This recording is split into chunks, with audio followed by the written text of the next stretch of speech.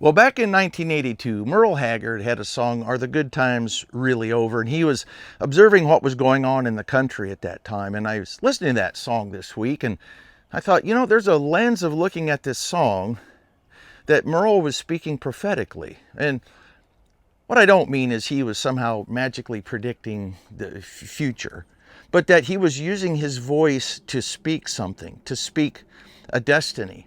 There's a verse in Proverbs that says that the power of life and death is in the tongue. And in the New Testament, Paul was writing about Abraham, who believed in God, who calls things into being that don't exist yet. And we are made in God's image, and there's some kind of a shadow of that power of the voice, the power of speaking that he left and put in each one of us. It's why there's a halftime speech at a football game. You can have a team that's getting beat.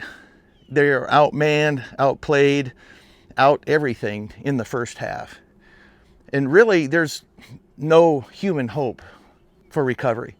But then the coach comes in and says some words that are more than just words, because it stirs up hope. It stirs up belief. And those men leave that locker room different. They're the same men, but something has changed. And the second half is a reverse of the first half. They dominate and end up winning the game. And it was all begun by the words that the coach said. So the words to this song are, I wish a buck was still silver. It was back when the country was strong.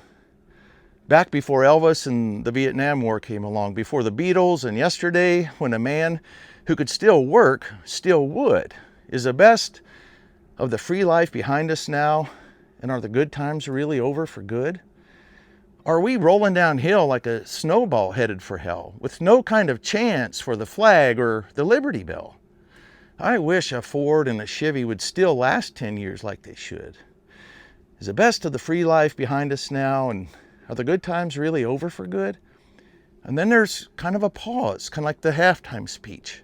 It's almost as though he gathers himself, stands tall, looks to the future that he wants to declare over America. And he says, stop rolling downhill like a snowball headed for hell. Stand up for the flag. Let's all ring the Liberty Bell. Let's make a Ford and a Chevy that'll still last 10 years like they should. Because the best of the free life is still yet to come, and the good times ain't over for good. Well, Merle, we salute you. And we agree the best is yet to come.